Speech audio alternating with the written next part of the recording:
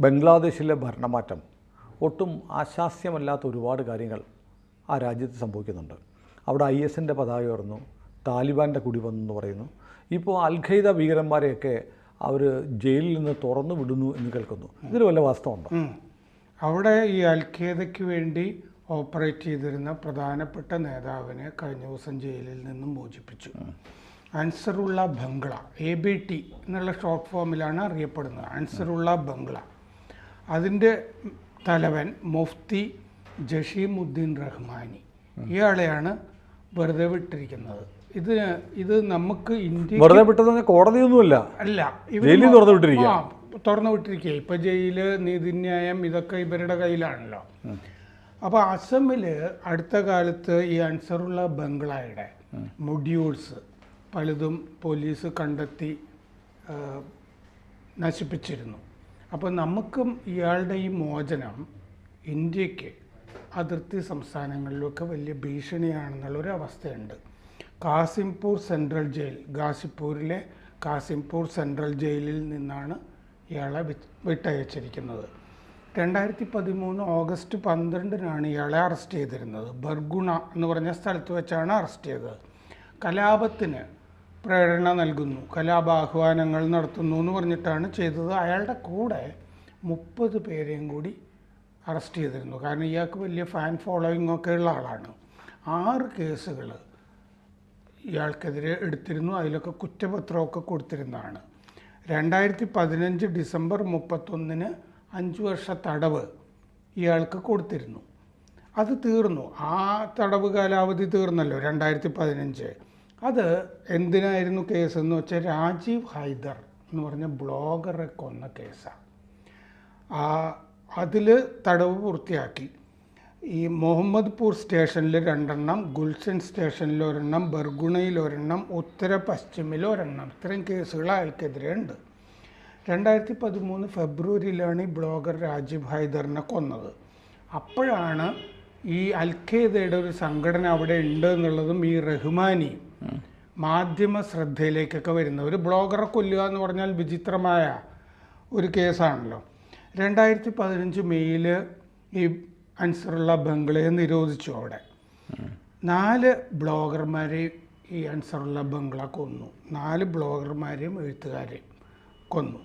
പിന്നെ ഈ LGBT ആക്ടിവിസ്റ്റുകളുണ്ടല്ലോ, ഭിന്ന ലിംഗം, ആ ആക്ടിവിസ്റ്റുകളെയൊക്കെ ഇവർ ടാർഗറ്റ് ചെയ്യാറുണ്ട്.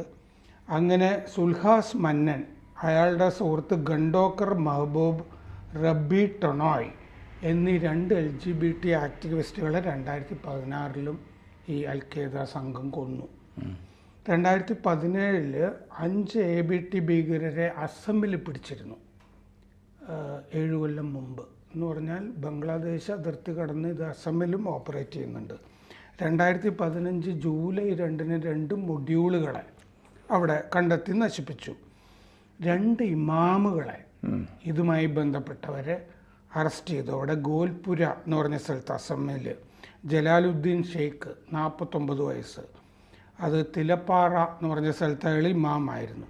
പിന്നെ അബ്ദുസ് സുബാൻ എന്ന് പറഞ്ഞിട്ടൊരു ഇമാമിനെ, മൊർണോയ് തിങ്കുനിയ ശാന്തിപൂർ മസ്ജിദിൽ ഇമാമായിരുന്ന ആൾ. ഇങ്ങനെ 2 ഇമാമുകളും ഈ അൽ-ഖയ്ദയുമായി ബന്ധപ്പെട്ട മൊഡ്യൂളുകളുടെ പേരിൽ അസമിൽ അറസ്റ്റിലായിരുന്നതാണ്. അൽ-ഖയ്ദ ഇന്ത്യൻ സബ് കോണ്ടിനെൻറ്റ് എന്നുള്ള പേരിലാണ് അസമിൽ പ്രവർത്തിച്ചിരുന്നത്. AQIS, al-Qaeda Indian subcontinent. ഈ ഇമാമുകളുടെ വീട്ടിലൊക്കെ റെയ്ഡ് നടത്തി ഈ അൽ-ഖയ്ദയെ സംബന്ധിച്ചിട്ടുള്ള വിവരങ്ങൾ, അതിൻ്റെ ലിറ്ററേച്ചറൊക്കെ പിടിച്ചിരുന്നു. ബാർപേട, മൊറിഗാവ് എന്നിവിടങ്ങളിൽ ABT ഒക്കെ ഇവർ ഇങ്ങനെ പൊക്കിക്കൊണ്ടുവരുന്നുണ്ടായിരുന്നു, പുതിയ റിക്രൂട്ടേഴ്സിനെയൊക്കെ ചേർത്തിട്ട്. കഴിഞ്ഞ 6 മാസത്തിൻ്റെ ഇടയ്ക്ക് ഈ അൻസറുള്ളയുടെ 5 മൊഡ്യൂളുകളെ അസമിൽ കണ്ടെത്തിയിട്ടുണ്ട് പോലീസ്. അപ്പോൾ ബംഗ്ലാദേശിൽ ഇത് ഉറങ്ങിക്കിടന്ന സമയത്ത് അസമിൽ ഇങ്ങനെ പൊന്തി വന്നിരുന്നു. അപ്പോഴാണ് ഈ ചീഫിനെ തന്നെ ഇപ്പോൾ വിടുന്നത്. ബംഗ്ലാദേശിലെ കാര്യം, കേരളത്തിൽ 200-നും 300-നും ഇടയ്ക്ക് IS സ്ലീപ്പർ സെല്ലുകളുണ്ടെന്നാണ് പോലീസിൻ്റെ ഒരു കണ്ടെത്തൽ എന്ന് പറഞ്ഞു കേൾക്കുന്നു. നമ്മുടെ ലോക്നാഥ് ബെഹ്റ റിട്ടയർ ചെയ്തപ്പം സ്ലീപ്പർ സെല്ലുകളുണ്ടെന്ന് പറഞ്ഞു. എത്രയുണ്ട് എവിടെയുണ്ടെന്നും പറഞ്ഞില്ല. 200-നും 300-നും ഇടയ്ക്ക് IS സ്ലീപ്പർ സെല്ലുകൾ കേരളത്തിലുണ്ടെന്നാണ് പറയുന്നത്. അപ്പോൾ പിന്നെ 4-5 ഉള്ളൂ, ബംഗ്ലാദേശിൽ കുറവായിരിക്കും. കേരളത്തിലെ ഏത് മേഖലയിലൊക്കെയാണ് അതൊന്നും പറഞ്ഞിട്ടില്ല. പക്ഷേ അത് ഉണ്ടെന്ന് കണ്ടുപിടിച്ചു. ഉണ്ടെന്ന് DGP പറഞ്ഞല്ലോ. DGP പറഞ്ഞു എന്ന് പറഞ്ഞിട്ട് എന്താണ് അക്കാര്യത്തിൽ ചെയ്തതെന്ന് പറഞ്ഞു? അത് പറഞ്ഞിട്ടില്ല. അതും അദ്ദേഹം DGP പറഞ്ഞത് എപ്പോഴാണ്? റിട്ടയർമെൻറ്റ് അന്ന്. അതിനുള്ള ധൈര്യം ഉണ്ടായിരുന്നുള്ളൂ. അപ്പോൾ ഇതൊക്കെ ഈ ബംഗ്ലാദേശിൻ്റെ പോക്ക് ഒട്ടും ശരിയായ രീതിയിലല്ല. കാരണം അവിടെ ജമാഅത്തെ ഇസ്ലാമിയുടെ അമീറിനെ പ്രധാനമന്ത്രിയാക്കാനുള്ള നീക്കങ്ങൾ. അതായത് എനിക്ക് മനസ്സിലാവാത്തത്, ഇവർ സുപ്രീം കോടതി ജഡ്ജിമാരോട് ഈ ജമാഅത്തെ ഇസ്ലാമി പിരികേറ്റിയ പിള്ളേർ എന്നിട്ട് സമരം ചെയ്തു, രാജിവെക്കാൻ പറഞ്ഞു. അവർ രാജിവെച്ചു. പുതിയ സുപ്രീം കോടതി ജഡ്ജിമാർ അവർക്ക് അനുകൂലമായി പ്രവർത്തിക്കുന്ന ഇവരുടെ ആശയഗതിയിൽ ഉള്ള പ്രത്യയശാസ്ത്രപരമായ ബന്ധം ശരീഅത്ത് ജഡ്ജിമാരായിരിക്കാം. പക്ഷേ ഇതൊക്കെ എന്നിട്ടിപ്പോൾ ഓരോ കാര്യങ്ങളൊക്കെ യൂനിസ് പറയുകയാണ്. മുഹമ്മദ് യൂനിസ് ആരാണ്? Chief adviser. ബംഗ്ലാദേശിന് ഒരു ഭരണഘടനയൊക്കെ ഉണ്ടല്ലോ, ഭരണഘടന സംരക്ഷിക്കണമെന്നാണ് പറയുന്നത്. ഈ ഭരണഘടനയിൽ ഈ ചീഫ് അഡ്വൈസർ എന്നൊരു പോസ്റ്റ് ഇല്ലല്ലോ. അതില്ല. അപ്പോൾ ഇപ്പോൾ ഇരിക്കുന്ന സർക്കാർ നമ്മൾ നാഷണൽ ഗവൺമെന്റ് എന്നൊക്കെ കേട്ടിട്ടുണ്ട്. അപ്പോഴും മന്ത്രി എന്നുള്ള പൊസിഷനൊക്കെ ഉണ്ട്. ചീഫ് അഡ്വൈസർ കഴിഞ്ഞ ദിവസം ഒരു ഫോട്ടോ കൊണ്ട് വിദ്യാർത്ഥി പ്രതിനിധിയായിട്ട് 2 അഡ്വൈസർമാർ സത്യപ്രതിജ്ഞ ചെയ്തു. എന്തൊരു മോക്കറിയാണ്. ഒരാളും ചോദിക്കുന്നില്ല എന്തിന്. എനിക്കിപ്പോൾ നമ്മുടെ ഇന്ത്യൻ അംബാസഡർ ഇന്നലെ യൂനിസുമായിട്ട് ചർച്ച നടത്തി. യൂനിസ് വിളിച്ചപ്പോൾ പോയി, അദ്ദേഹത്തിൻ്റെ പേര് പ്രണയ് വർമ്മ ചെന്നു. സത്യത്തിൽ യൂനിസിൻ്റെ അടുത്ത് എന്തിനാണ് പോകുന്നത്? സത്യത്തിൽ കോൺസ്റ്റിറ്റ്യൂഷണൽ ഹെഡ് അല്ല. ഭരണഘടന ഇങ്ങനെ മാത്രമല്ല ആകാൻ പോകുന്നുമില്ല. ധാരാളം കേസുകൾ യൂനിസിനെതിരെ അതൊക്കെ അവർ വിട്ടു. പക്ഷേ അദ്ദേഹത്തിന് അവിടെ നിലവിലുള്ള ഭരണഘടന അനുസരിച്ച് ഒരു വിലയില്ല. ഇങ്ങനെ ഒരു പോസ്റ്റിനെ റെക്കഗ്നൈസ് ചെയ്തിട്ടില്ല, തിരിച്ചറിഞ്ഞിട്ടില്ല ഭരണഘടന അതീതമായ ഒരു പദവിയാണ്. അതിന് എന്ത് ലീഗൽ വാലിഡിറ്റി ആണുള്ളത്? മാത്രമല്ല അതിന് ചീഫ് ജസ്റ്റിസോ മറ്റോ ആണ് സത്യപ്രതിജ്ഞ കൊടുക്കുന്നത്. ആ ഭരണഘടന ഭേദഗതി ചെയ്തിട്ടുമില്ല. എന്നാൽ ഭരണഘടന ഭേദഗതി ചെയ്ത് ഇങ്ങനൊരു പൊസിഷൻ ഉണ്ടെന്ന് പറയണം. അപ്പോൾ ഒരു രാജ്യത്ത് ജനാധിപത്യവും ഭരണഘടനയും ഏറ്റവും കൂടുതൽ അപഹാസ്യമാവുന്നതിൻ്റെ ഒരു നഗ്നചിത്രമാണ് ബംഗ്ലാദേശിൽ കാണുന്നത്. ജമാഅത്തെ ഇസ്ലാമി അങ്ങനെ തീരുമാനിച്ചു, അതാണ് അതിൻ്റെ അർത്ഥം. അവിടുന്ന് യൂനിസ് വരുന്നത്, യൂനിസ് അഡ്വൈസർ, ചീഫ് അഡ്വൈസറും കുറേ അഡ്വൈസർമാരും. അവരെന്നിട്ട് രാജ്യത്തിൻ്റെ പോളിസി തീരുമാനിക്കുക. അവരാണ് ഷെയ്ഖ് ഹസീനയുടെ നയതന്ത്ര പാസ്പോർട്ട് റദ്ദാക്കുന്നത് അല്ല. എന്നിട്ട് ആ അഡ്വൈസറെ പറ്റി പറയുമ്പോൾ മാധ്യമങ്ങൾ പറയുകയാണ് ഇപ്പോൾ വിദേശകാര്യ മന്ത്രി സ്ഥാനത്തുള്ള അഡ്വൈസർ അല്ല. എന്നിട്ട് തമാശ അതല്ല, ഈ മുഹമ്മദ് യൂനിസ് ബംഗ്ലാദേശിൻ്റെ ഭരണഘടനയെ ശക്തിപ്പെടുത്തണമെന്ന് പറയുന്നത്. ഭരണഘടന മോളിൽ കയറി കസേരയിട്ടിരിക്കുന്ന ആളാണ്. ഭരണഘടനയ്ക്കൊന്നും ഇനി അവിടെ ഒരു സാധുതയുമില്ല. കുറെ കാലത്തേക്ക് അത് ഉണ്ടാകാനും പോകുന്നില്ല. കാരണം ഷെയ്ഖ് ഹസീനയുടെ മാത്രമല്ല നയതന്ത്ര പാസ്പോർട്ട് ക്യാൻസൽ ചെയ്തിരിക്കുന്നത്, അവാമി ലീഗുമായി എല്ലാവരുടെയും ക്യാൻസൽ ചെയ്തിട്ടുണ്ട്. ഇനി എന്താണെന്ന് വെച്ച് കഴിഞ്ഞാൽ ഏത് രാജ്യത്താണോ ഉള്ളത് അവിടെ സറണ്ടർ ചെയ്യണം. അതിനു വേണ്ടിയിട്ടാണ് ഇപ്പോൾ 40ഓളം കേസുകൾ ഹസീനയ്ക്കെതിരെ എടുത്തിട്ടുണ്ട്. 26ഓ 30ഓ മറ്റോ മർഡർ കേസുകളാണ്. തെരുവിലെ നായ ചത്താലും ഹസീനയ്ക്കെതിരെ മർഡർ കേസാണ്.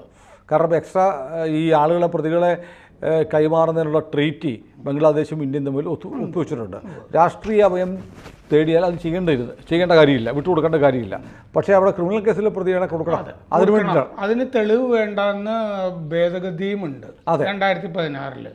തെളിവ് വേണ്ട, അവിടെ കേസ് ഇട്ടാൽ മതി, FIR ഇട്ടാൽ മതി. അവിടെ നിന്ന് ഒരു വാറണ്ട് ഉണ്ടായാൽ മതി. അത് ഉറപ്പായിട്ടും വരുമല്ലോ. അത് വരും. കിട്ടിക്കഴിഞ്ഞാൽ അവർ ഹസീനയെ 4-ാം പൊക്കം തൂക്കിക്കൊല്ലുകയും ചെയ്യും. ഉറപ്പായിട്ടും ചെയ്യും. അതും ചെയ്യും. കാരണം ആകെ നമുക്ക് പിന്നെ ചെയ്യാവുന്നത് ഇൻ ഗുഡ് ഫെയ്ത്ത് അല്ല ഈ റിക്വസ്റ്റ് എന്ന് പറഞ്ഞ് ഇവിടെ സൂക്ഷിക്കുക എന്നുള്ളത്. അങ്ങനെ സൂക്ഷിക്കുമ്പോൾ പ്രശ്നവും വരും. അല്ല, അങ്ങനെ പ്രശ്നം വന്നാൽ നമുക്ക് ഒന്നുമില്ല. എന്ത് ചെയ്യാനാ ബംഗ്ലാദേശ് ഇന്ത്യയെ. പക്ഷെ വേറെ കാര്യമുണ്ട്, ഇതേപോലെ നമ്മൾ ബംഗ്ലാദേശിനോട് ആവശ്യപ്പെട്ടാൽ ചിലരെ കിട്ടാതെ വരും. അത് വരുമല്ലോ. ഇനി ചോദിക്കുന്നൊന്നും തരില്ലല്ലോ. അല്ല, തന്നില്ലെങ്കിൽ നമ്മൾ പോയി പിടിച്ചോണ്ട് പോരും. അജ്ഞാതൻ ഓപ്പറേറ്റിംഗ്. അജ്ഞാതൻ നമ്മൾ കയറി അവിടെ നിന്ന് ബംഗ്ലാദേശിൽ കയറി പിടിച്ചാൽ ബംഗ്ലാദേശ് ആർമി എന്ത് ചെയ്യാനാ? ഒന്നും ചെയ്യാനില്ല. കാരണം അത് ബംഗാളിനോട് കിടക്കുന്ന. അതെ, നമ്മുടെ 3 വശവും ഇന്ത്യയാണ്, ഒരു വശത്ത് കടലാണ്. ഒന്നും ചെയ്യാൻ നിവൃത്തിയില്ലാത്ത രാജ്യമാണ്. അപ്പോൾ അതുകൊണ്ട് ഇവിടെ ഇങ്ങനത്തെ കുറേ മോക്കറികൾ തീവ്രവാദ സംഘടനകളിലേക്ക്. പക്ഷേ ജമാഅത്തെ ഇസ്ലാമിക്ക് ഒരു രാജ്യത്തും ഭരണമില്ലെന്ന് തോന്നുന്നു. അവർ മുമ്പ് മറ്റേ BNPയുടെ മന്ത്രിസഭയിൽ അവർ 3-4 കൊല്ലം ഉണ്ടായിരുന്നു, മന്ത്രിമാരും ഒക്കെ ഉണ്ടായിരുന്നു അവർക്ക്. അപ്പോൾ ലോകത്ത് ആദ്യമായി ജമാഅത്തെ ഇസ്ലാമിക്ക് ഒരു മന്ത്രിസഭ അവിടെ ഉണ്ടാകാൻ പോവാണ് മൗദൂദിയൻ സർക്കാർ. അതെ, മൗദൂദി സർക്കാർ ഒരെണ്ണം വരാൻ പോകും. അതിൻ്റെ അമീർ അതിൻ്റെ പ്രധാന. അപ്പോൾ അതുകൊണ്ടാണ് അവർ ഈ അഡ്വൈസർ എന്ന് പറഞ്ഞൊരു സാധനം ചെയ്തിരിക്കുന്നത്. വേറൊരാൾ പ്രധാനമന്ത്രിയായിട്ടൊക്കെ നിന്ന് കഴിഞ്ഞാൽ ചിലപ്പോൾ ഭരണത്തിൽ തുടരാൻ സാധ്യതയുണ്ട് എന്ന് വിചാരിച്ചു. കാരണം താനെന്താ അഡ്വൈസർ ഭരണഘടന പറയുന്നില്ല, മാറടാന്ന് പറഞ്ഞാൽ മാറി. അത് ഇപ്പോൾ എല്ലാ കൂടിയാലോചനകൾ നടത്തുന്നുണ്ട് ഈ അമീറിനെ പ്രധാനമന്ത്രിയാക്കാൻ.